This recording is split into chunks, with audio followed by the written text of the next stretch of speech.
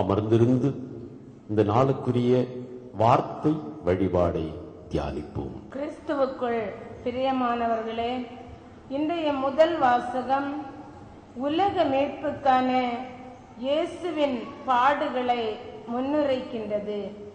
கடவுள் எசாயா இறைவாக்கினர் வழியாக மீட்பர் இயேசு சந்திக்க வேண்டிய பாடுகளை எடுத்துரைக்கின்றார். உலக மீட்புக்காக தன் ஜீவனை கையளிக்கும் அளவுக்கு பாடுகளை சந்தோஷமாய் ஏற்று நமக்கு மாதிரி காட்டிய இயேசுவின் பின்னால் நாமும் போவோம். அன்றாட பாடுகளை மகிழ்ச்சியாக ஏற்று அவரோடு சாக நம்மை அழைக்கும் இன்றைய முதல் வாசகத்தை ஜெபத்தோடு கேட்போம். முதல் வாசகம் எசாயா 50ஆம் அதிகாரம் 4 முதல் 7 வரையுள்ள வசனங்கள். நலிந்தவனை நல்வாக்கால் ஊக்குவிக்கும் அறிவை நான் பெற்றிட ஆண்டவராகிய என் தலைவர் கற்றோனின் நாவை எனக்கு அளித்துள்ளார். காலைதோறும் அவர் என்னை தட்டி எழுப்புகின்றார். கற்போர் கேட்பது போல் நானும் செவி கொடுக்க செய்கின்றார். ஆண்டவராகிய என் தலைவர் என் செவியை திறந்துள்ளார். நான் கிளர்ந்து எழவில்லை, விலகி செல்லவும் இல்லை. அடிப்போர்க்கு என் முதுகையும் தாடியை பிடுங்குவோர்க்கு என் தாடையையும் ஒப்புவித்தேன். நிந்தனை செய்வோர்க்கும் காரை உமிழ்வோர்க்கும் என் முகத்தை மறைக்கவில்லை. ஆண்டவராகிய என் தலைவர் துணை நிற்கின்றார். நான் அவமானம் அடையேன். என் முகத்தை கற்பாறை ஆக்கிக் கொண்டேன். இழிநிலையை நான் அடைவதில்லை என்று அறிவேன். இது ஆண்டவரின் அருள்வாக்கு. இறைவா உமக்கு நன்றி. கண்களை மூடி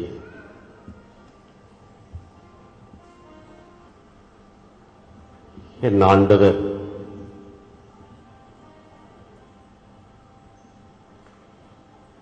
தம்முடைய பாடுகளாலும் மரணத்தினாலும் மீட்பை நமக்கு சொந்தமாக்கினார். அந்த பாடுகளும் மரணத்திற்கும் அவர் எடுத்துக்கொண்ட மனநிலையே தாழ்ச்சி. அவர் சாவை ஏற்கும் அளவிற்கு தன்னை தாழ்த்தினார். மீட்பு எங்கே ஆரம்பமாகிறது? தாழ்ச்சி. கடவுளுடைய விருப்பத்திற்கு தன்னை தாழ்த்திக் கொள்ளாத ஆதி பெற்றோரின் பாவம் போக்க இயேசு கடவுளுடைய விருப்பத்திற்கு தன்னை தாழ்த்தினார். எந்த அளவுக்கு தாழ்த்தினார்? சாவை ஏற்கும் அளவிற்கு அவர் தம்மை தாழ்த்தினார். இன்று மீட்கப்பட்ட பிள்ளைகளாகிய நாம், மீட்படைந்த பிள்ளைகளாகிய நாம், மீட்பை எதிர்நோக்கி சென்று கொண்டிருக்கும் பிள்ளைகளாகிய நாம் தாழ்ச்சியை ஆடையாக அணிந்து கொள்வோம். எங்கே தாழ்ச்சி இருக்கிறதோ அங்கே இயேசு கல்வாரியில் பெற்றுத்தந்த மீட்பு ஆரம்பமாகிறது. இந்த பின்னணியில் இன்றைய பதிலுரை பாடலை பாடுவோம். சங்கீதம் 22. ஓ இறைவா, என் இறைவா, ஏன் என்னை கை நெகிழ்ந்தீ? ஓ இறைவா, இறைவா என் இறைவா ஏன் என்னை கை நெகிழ்ந்தீ மீண்டும்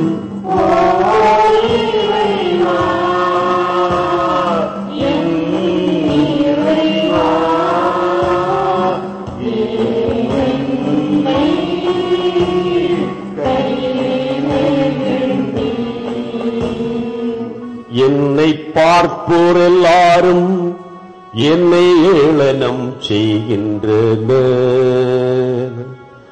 உதட்டை பிதுக்கி தலையை அசைக்கின்றனர். ஆண்டவர் மீது நம்பிக்கை வைத்தானே, அவர் மீட்கட்டும். அவருக்கு இவன் மீது பிரியமிருந்தால் இவனை விடுவிக்கட்டும் என்றார்கள்.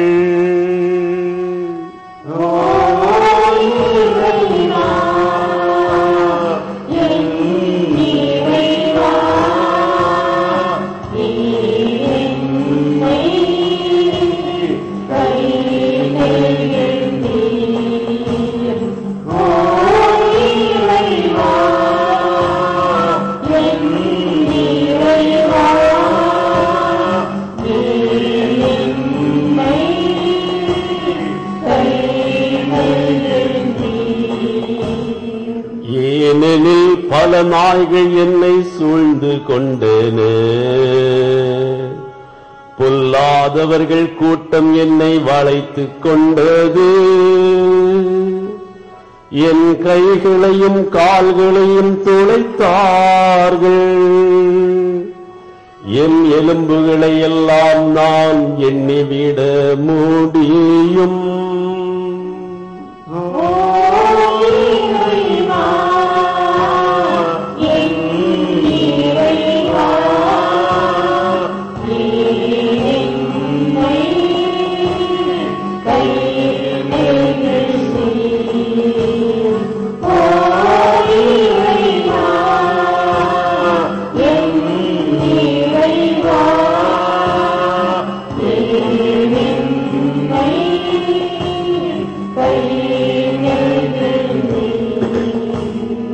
என் ஆடைகளை தங்களுக்குள் பகிர்ந்து கொண்டார்கள்.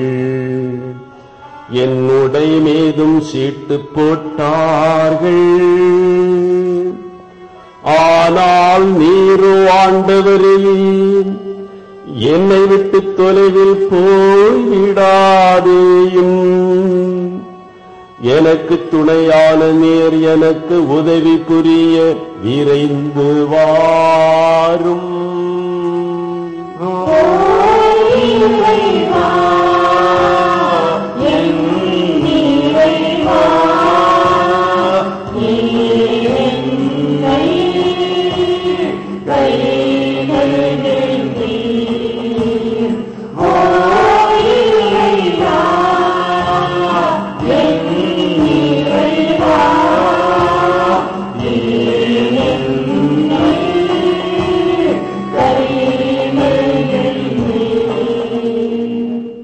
நானோ உன் நாமத்தை என் சகோதரருக்கு வெளிப்படுத்துவேன்.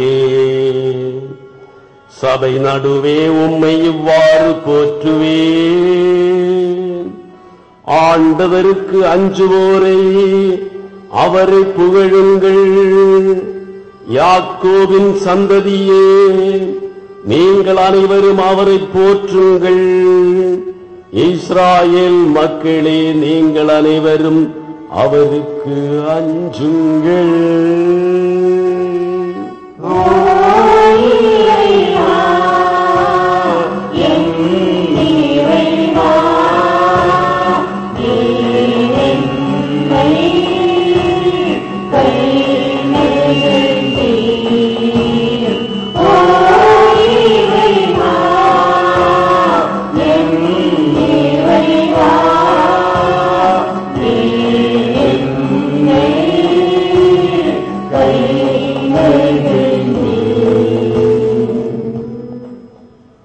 இரண்டாம் வாசகம்.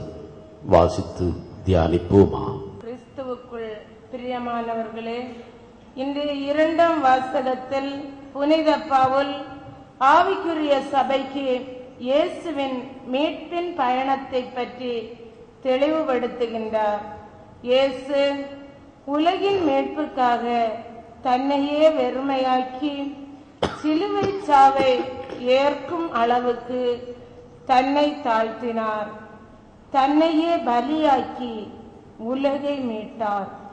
இந்த மீட்பின் பயணத்தில் நாமும் பங்காளிகளாக நம்மை அழைக்கின்றார். கிறிஸ்துவின் மனநிலையோடு அவர் பின்னால் போக நம்மை ஆயத்தப்படுத்தும் இன்றைய இரண்டாம் வாசகத்தை ஜெபத்தோடு கேட்போம். இரண்டாம் வாசகம் பிலிப்பியர் 2ஆம் அதிகாரம் 5 முதல் 11 வரையுள்ள வசனங்கள். கடவுள் வடிவில் விளங்கிய அவர் கடவுளுக்கு இணையாய் இருக்கும் நிலையை வரிந்து பற்றி கொண்டிருக்க வேண்டிய ஒன்றாக கருதவில்லை. ஆனால் தம்மையே வெறுமையாக்கி அடிமையின் வடிவை ஏற்று மனிதருக்கு ஒப்பானார். மனித உருவில் தோன்றி சாவை ஏற்கும் அளவுக்கு, அதுவும் சிலுவை சாவை ஏற்கும் அளவுக்கு கீழ்ப்படிந்து தம்மையே தாழ்த்தி கொண்டார். எனவே கடவுளும் அவரை மிகவே உயர்த்தி எப்பெயருக்கு மேலான பெயரை அவருக்கு அருளினார். ஆகவே இயேசுவின் பேருக்கு விண்ணவர் மன்னவர் கீழுலகோர் அனைவரும் மண்டியிடுவர். தந்தையாம் கடவுளின் ஆட்சிக்காக இயேசு கிறிஸ்து ஆண்டவர் என எல்லா நாவுமே அறிக்கையிடும். இது ஆண்டவரின் நல்வாக்கு.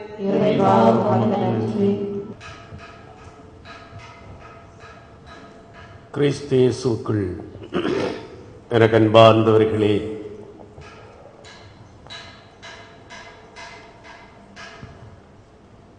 இயேசுவினுடைய பாடுகள், மரணம், உயிர்ப்பு ஆகிய பாஸ்கா நிகழ்ச்சி இன்றுடன் ஆரம்பமாகிறது. இந்த நாளை குருத்து ஞாயிறு என்று நாம் கூறுகின்றோம். இதை பாடுகளின் ஞாயிறு என்றும் நாம் கூறுகிறோம். இந்த நாள் இயேசுவினுடைய பாடுகள் பற்றிய தியானம் ஆரம்பமாகிறது. எனக்கு பிரியமானவர்களே, இயேசுவுடைய பாடுகள், மரணம் இவ்விரண்டும் நம்முடைய மீட்புக்கான கடவுளின் திட்டம். இந்த திட்டம் நிறைவேறுவதற்கு முந்திய பகுதியைத்தான் நாம் இந்த நாளில் கொண்டாடுகின்றோம். இந்த நாளின் முதல் நிகழ்ச்சியாக நாம் பார்த்தது யோவான் நற்செய்தி 11ஆம் அதிகாரத்தில் வருகின்ற ஒரு நிகழ்ச்சி.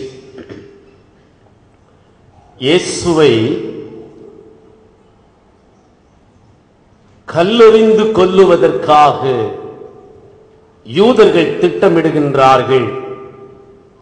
ஏனென்றால் அவர் தன்னை மெசையா என்று கூறினார்.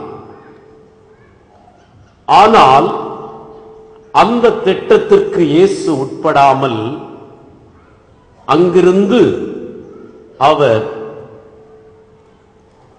புறப்பட்டு போய்விட்டார். ஜெருசலேமிலிருந்து அவர் கலிலேயா செல்லும் வழிக்கு வந்து ஒதுக்கமான ஒரு இடத்திலே அமர்ந்திருக்கிறார். இந்த இடத்திற்கும் ஜெருசலேமுக்கும் இடைப்பட்ட ஒரு இடம்தான் பெத்தனி. இந்த பெத்தனியில் தான் லாசருவின் குடும்பம் வாழ்ந்து வந்தது. இந்த பெத்தனி என்பது ஜெருசலேமின் அடிவாரத்தில் இருந்த ஒரு ஊர். ஜெருசலேம் என்பது ஒரு மேடான இடம்.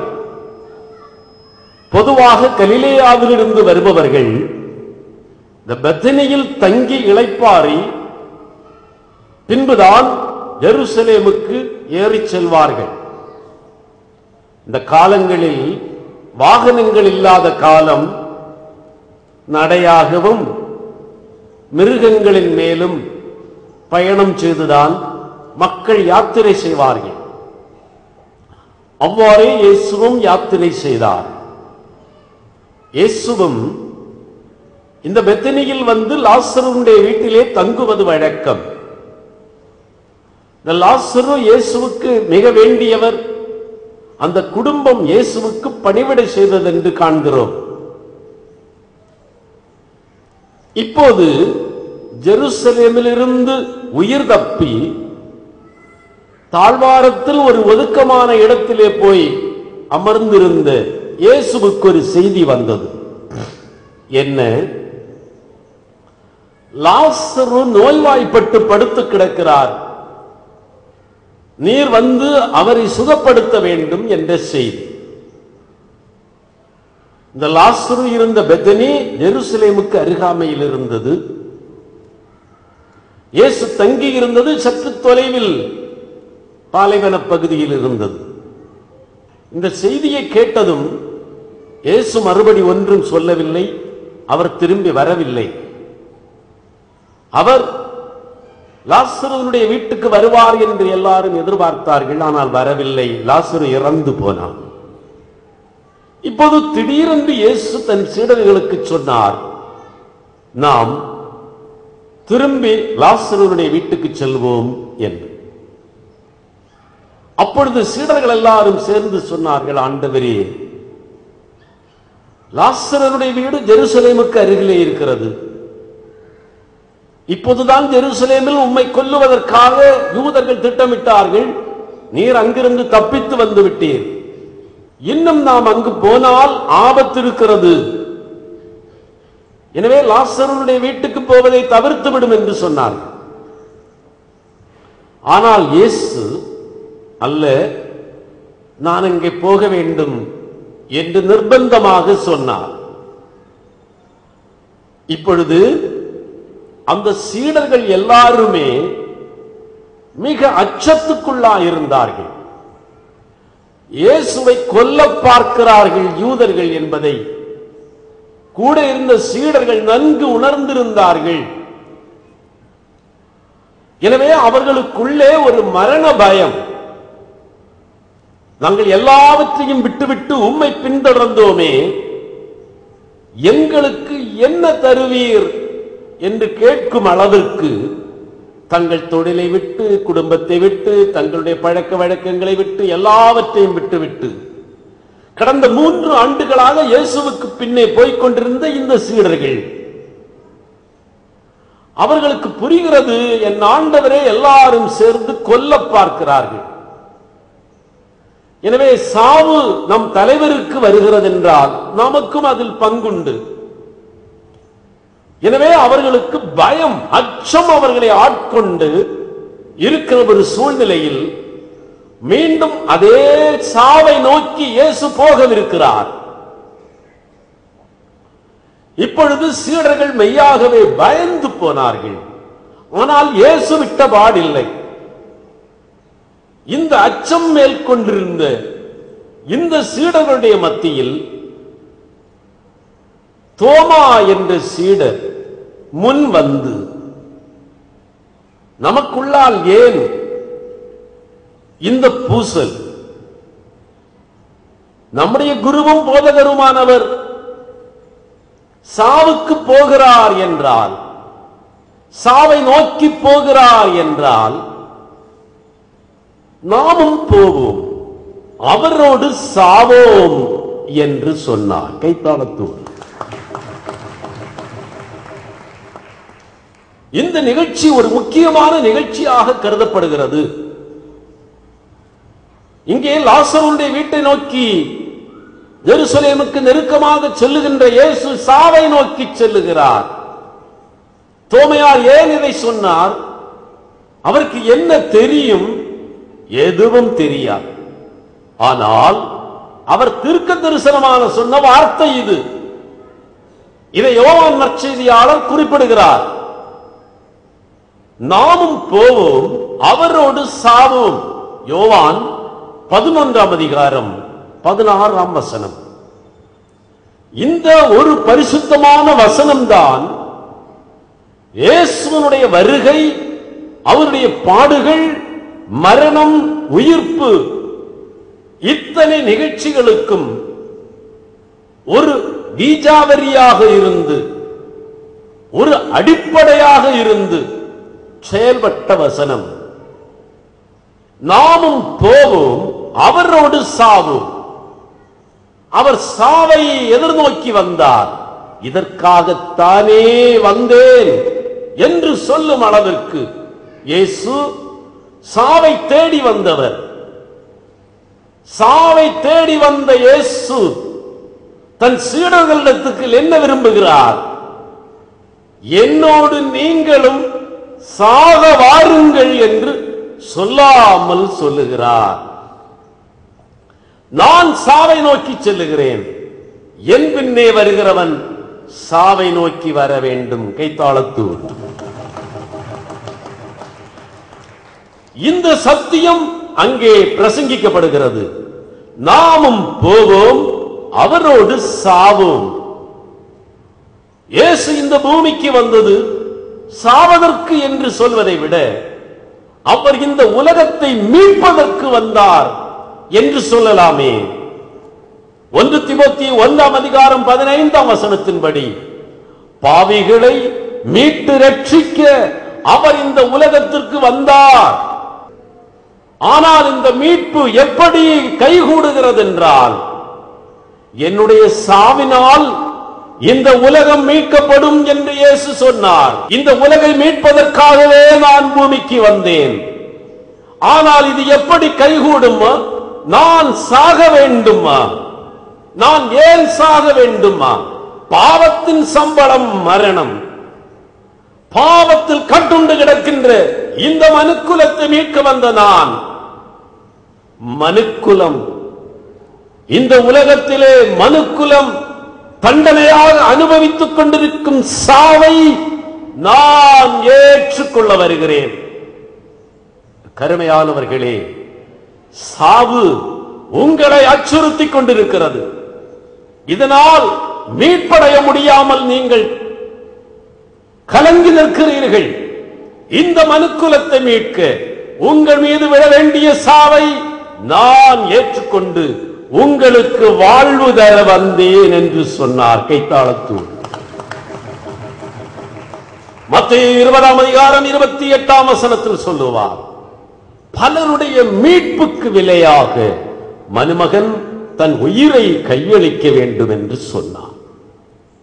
இப்படியே இயேசு இந்த பூமிக்கு வந்தது சாவை ஏற்று மீட்பை கொடுக்க, தான் சாவை ஏற்று தன்னை விசுவசிக்கின்ற மக்களுக்கு வாழ்வை கொடுக்க வந்தார். இதை பெற்றுக்கொள்ள இந்த உலகத்தின் மனிதர்கள் என்ன செய்ய வேண்டுமாம்? அதுதான் பாடம். இந்த சாவை இயேசு ஏற்று அவர் பெற்று தந்த மீட்பை, அந்த வாழ்வை நான் பெற்றுக்கொள்ள நான் என்ன செய்ய வேண்டும்? அதுதான் தீர்க்க தரிசனமாக தோமா வழியாக கடவுள் சொன்ன வார்த்தை. நாமும் போவோம், அவரோடு சாவோம். நாமும் போவோம், அவரோடு சாவோம் என்ற வார்த்தையோடு இந்த நிகழ்ச்சி ஆரம்பமாகிறது. எனவே இயேசு கல்வாரியில் பெற்று தந்த மீட்பு இன்று உன்னை அடைய வேதம் உனக்கு காட்டும் வழியே அவரோடு சாவது. எனவேதான் இந்த வார்த்தையின் அடிப்படையில் இந்த பயணம் ஆரம்பமாகிறது. இந்த பயணத்தில் கடந்து போகிறவர்கள் பயத்தை பற்றி, சாவை பற்றிய பயத்திலே செல்லுகிறார்கள், சாவை பற்றிய அச்சத்திலே செல்லுகிறார்கள். ஆனால் இயேசு சாவை நோக்கி செல்லுகிறார்.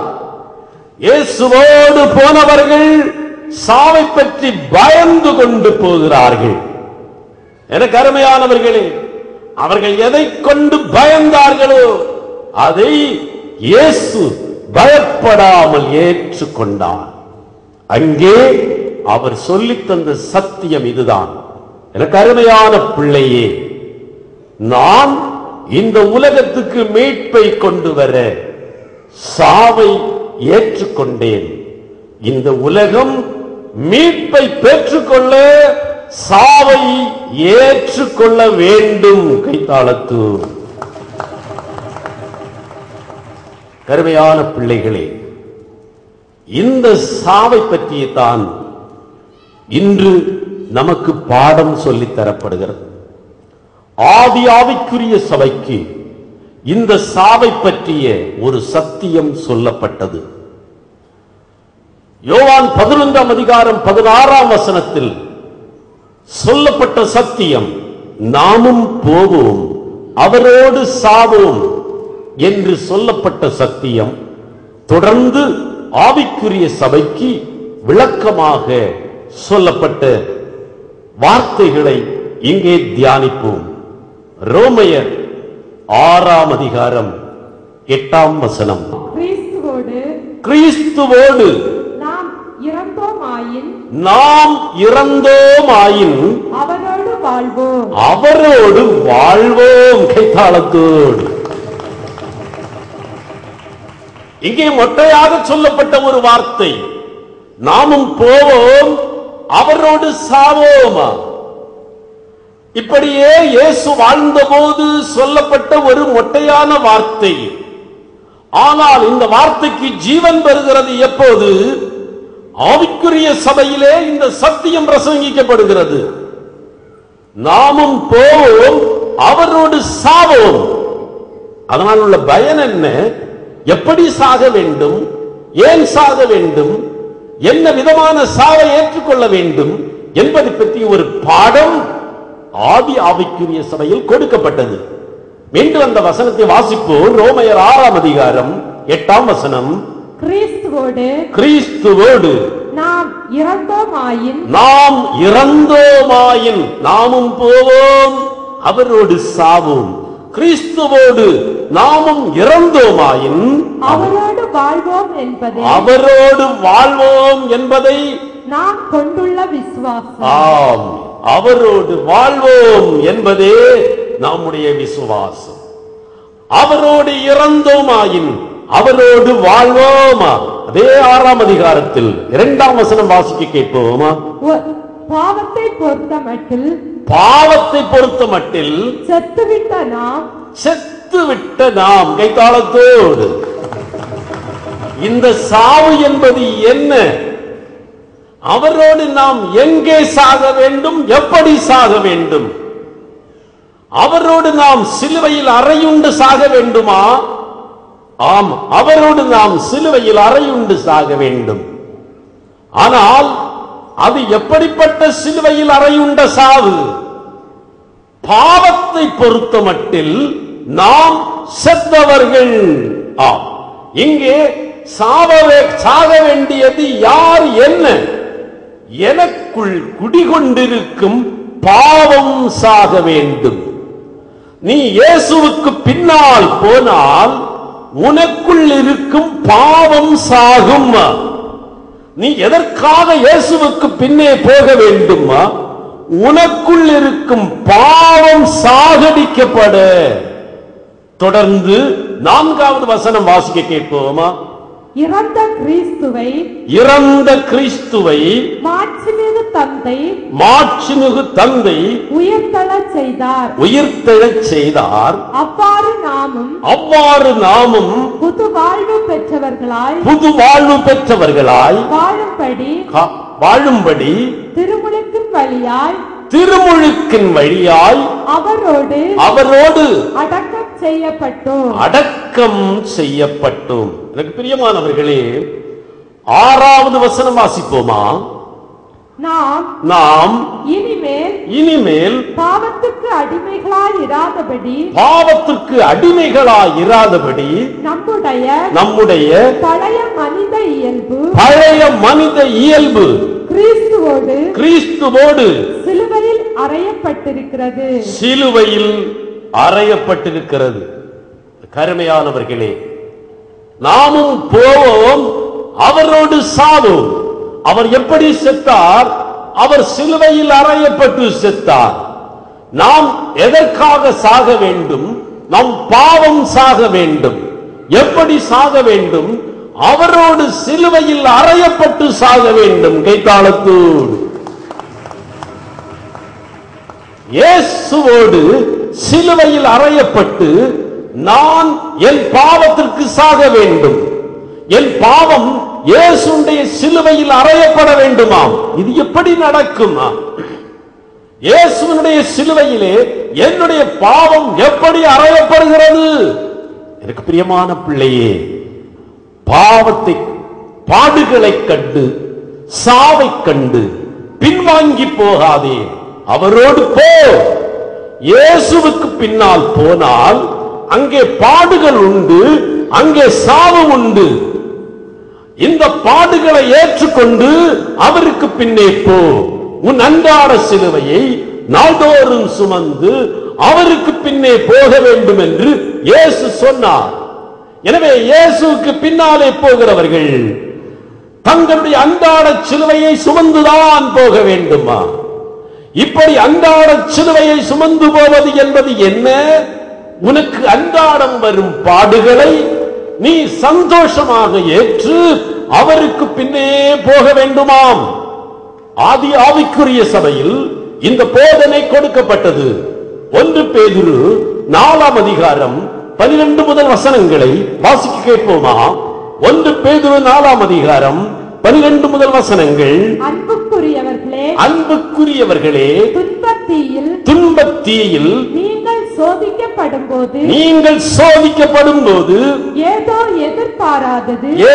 எதிர்பாராதது நேர்ந்து விட்டது என வியக்காதீர்கள். பாடுகள் படுகிறவர்களே, அன்றாடம் பாடுகள் படுகிறவர்களே, வருத்தப்பட்டு பாரம் சுமப்பவர்களே, நீங்கள் பாரம் சுமக்கும் போது கஷ்டங்கள், வேதனைகள் குடும்பத்திலே, சரீரத்திலே, தொழிலிலே, குடும்பத்தினுடைய வாழ்க்கையின் சூழலிலே நீங்கள் அன்றாடமா பாரம் சுமக்கும் போது, பாடுகளை சுமந்து வரும்போது, கஷ்டங்கள், நெருக்கடிகள், பிரச்சனைகளிலே உழலும் போது, சரீரத்திலே, குடும்பத்திலே, நீ செய்யும் தொழில்களிலே உனக்கு நெருக்கங்கள் வந்து உன்னை அழுத்தும் போது, பாரம் சுமக்கும் போது, நீ அன்றாடம் சிலுவையை சுமக்கும் போது, நீ அன்றாடம் கஷ்டங்களை சந்திக்கும் போது, தொடர்ந்து கேட்போம், மாறாக கிறிஸ்துவின் துன்பங்களில் நீங்கள் இத்துணை பங்கு கொள்கிறீர்கள். கைத்தாளத்தோடு அருமையான பிள்ளைகளே, கிறிஸ்துவின் பாடுகளிலே நீ பங்கு கொள்கிறாயாம். கிறிஸ்துவின் பாடுகளிலே நீ பங்கு கொள்கிறாயாம். நீ உன் அன்றாட சிலுவையை நாள்தோறும் சுமந்து வருவதென்பது, நீ ஒவ்வொரு நாளும் உனக்கு வருகின்ற கஷ்டங்களை உன் தோளிலே சுமந்து இயேசுவுக்கு பின்னே வர வேண்டுமாம். அப்படி வரும்போது அங்கே இயேசுனுடைய பாடுகளில் உனக்கும் பங்கு கிடைக்கிறதாம். இயேசுனுடைய பாடுகளின் பங்கு என்ன? மீட்பு. பலருடைய மீட்புக்காக நான் என் ஜீவனையே ஒப்புவிக்கிறேன் என்று சொன்னார். இயேசுனுடைய பாடுகளின் பங்கு என்பது மீட்பையா. நீ உன் அன்றாட சிலுவையை நாள்தோறும் சந்தோஷத்தோடு சுமந்து அவருக்கு பின்னால் செல்ல முடிந்தால் அவருடைய மகிமையிலே உனக்கு பங்கு கிடைக்கிறதாமா? அவர் பெற்று தந்த மீட்பில் உனக்கு பங்கு கிடைக்கிறதாம். ஆமென். என கருமையான பிள்ளையே, அதுதான் சாவு.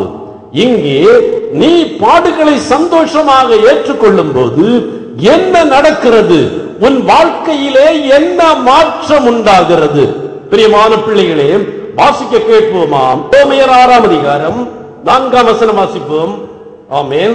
இறந்த கிறிஸ்துவை ஆமென். மாட்சிமிகு தந்தை ஆமென். உயிர்த்தெழச் செய்தார். ஆமென். அவ்வாறு ஆமென். நாமும் புது வாழ்வு பெற்றவர்களாய் வாழும்படி திருமுழுக்கின் வழியாய் ஆமென் கிறிஸ்து இயேசுவோடு ஆமென் அடக்கம் செய்யப்பட்டோம். பாவத்தை பொறுத்த மட்டில் நாம் இயேசுவோடு இறந்தவர்களாம். பாவத்தை பொறுத்த மட்டில் நாம் இயேசுவோடு இறந்தவர்கள் என்று வேதம் சொல்லுகிறது. 5ஆம் வசனம் வாசிப்போம். அதே 6ஆம். ஆமென். அவர் இறந்தது போலவே ஆமென் நாமும் அவரோடு ஒன்றித்து ஆமென் இறந்தோம் எனில் ஆமென் அவர் உயிர்த்தெழுந்தது போலவே நாமும் அவரோடு ஒன்றித்து உயிர்த்தெழுவோம். என கருமையானவர்களே, நம்முடைய பாவமுமா பழைய இயல்புகளுமா இயேசுவோடு சிலுவையிலே அறையப்பட வேண்டுமாம். கிறிஸ்துவுக்குள்ளாலே ஒரு புது வாழ்க்கையை ஆரம்பிக்கின்றோமாம். இதுதான் இயேசு கிறிஸ்துவுக்கு பின்னாலே செல்லும் வாழ்க்கை. யோவான் 12ஆம் அதிகாரமா 24ஆம் வசனம் சொல்லுமா, கோதுமை மணி மண்ணில் விழுந்து மடிந்தாலொழிய அது பலன் தராதையா, மடிந்தால்தான் அது பலன் தருமா. மடிதல் என்பது என்ன? என் சுபாவங்களை, என் பிறவி குணங்களை, என்னோடு ஒன்றித்திருக்கின்ற பாவ இயல்பை நான் சாகடிக்க வேண்டுமா? எப்போது உனக்குள் இருக்கின்ற பாவ இயல்புகள் சாகடிக்கப்படும் என்றால் உனக்கு வருகின்ற அன்றாட சிலுவையை நீ சந்தோஷமாக ஏற்றுக்கொள்ளும் போது. 1 பேதுரு 2ஆம் அதிகாரமா 21ஆம் வசனத்தில் இதை வாசிக்கிறோமா, இயேசு சுவாமி எப்படி எந்த வழியிலே மீட்பை சம்பாதித்து தந்தாரோ அந்த வழியிலேயே நாமும் போய் அதுபோல நமக்கு வருகின்ற சிலுவையை ஏற்றுக்கொண்டு நாம் பாவத்தை சாகடிப்போமா? வாசிக்க கேட்போமா. கிறிஸ்துவும் உங்களுக்காக துன்புற்று ஒரு முன்மாதிரியை வைத்து சென்றார். எனவே நீங்கள் அவருடைய அடிச்சுவடுகளை பின்பற்றி இதற்காகவே அழைக்கப்பட்டிருக்கிறீர்கள். அவருடைய அடிச்சுவடுகளை நீங்களும் பின்பற்ற வேண்டுமாமா?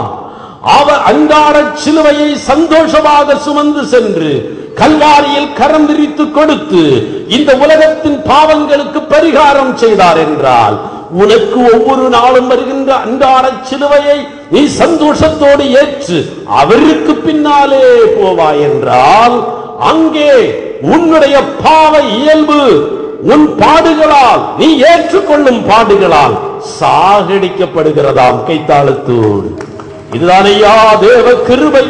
இதுதான் தேவ கிருபை. இந்த உலகத்தில் யாரும் விரும்பாத, எல்லாராலும் சாபக்கேடு என்று ஒதுக்கப்படுகின்ற ஒன்றை இயேசு கிறிஸ்து ஏற்றுக்கொண்டு அந்த சாபக்கேடு மூலமாக இந்த உலகத்திற்கு ஆசீரை பெற்று தந்தார். இதையே நீங்களும் செய்யுங்கள் என்று சொன்னார். அவர் உங்களுக்கு முன்மாதிரி காட்டினாராம். அவருடைய அடிச்சுவடுகளை நீயும் பின்பற்ற. பாடுகளை கண்டு ஓடாதே, பாடுகளை கண்டு பின் வாங்காதே.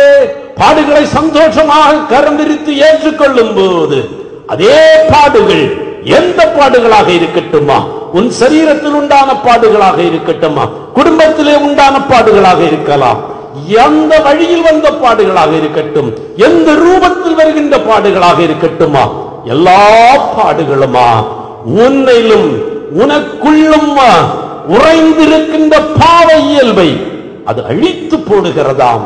அது அழித்து போடுகிறதாம். என் தெய்வமா, மானிட மக்களுக்கு தந்த மகா பெரிய கிருபை இது. பாடுகளாலே, உன் சொந்த வாழ்க்கையில் வருகின்ற பாடுகளை நீ ஏற்பதாலே உனக்குள் இருக்கின்ற பாவங்கள் ஒழிந்து போய் சாகடிக்கப்பட்டு ஒரு புது வாழ்வும் புதிய இயல்பும் உனக்குள்ளே உருவாகிறதாம். இந்த மகிமையை நாம் கண்டுகொள்ளும் வண்ணமாக தோமா சொல்லுகிறார், நாமும் போவோம் அவரோடு சாவோம். கர்த்தாவே, சாவு எப்போதும் எங்கள் வாழ்க்கையிலே வரும். எந்த நிமிடமும் சாவை நாங்கள் சந்திக்கவிருக்கிறோம் ஐயா. ஆனால் அந்த சாவு உம்மோடு இருக்கணும் அப்பா. நான் சாவை சந்திக்கும் போது நான் உம்மோடு இருக்கணுமா? நான் சாவை நோக்கி கடந்து கொண்டிருக்கிறேன், கடந்து போகிறேன்.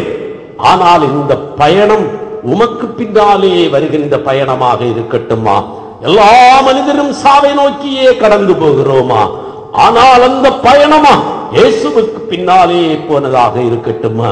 அந்த பாதை அது ஒடுக்கமான பாதை, அது உலகத்தின் விசாலமான பாதை அல்ல. அது கரடு முரடான பாதை, அது கல்லும் முள்ளும் நிறைந்த பாதை.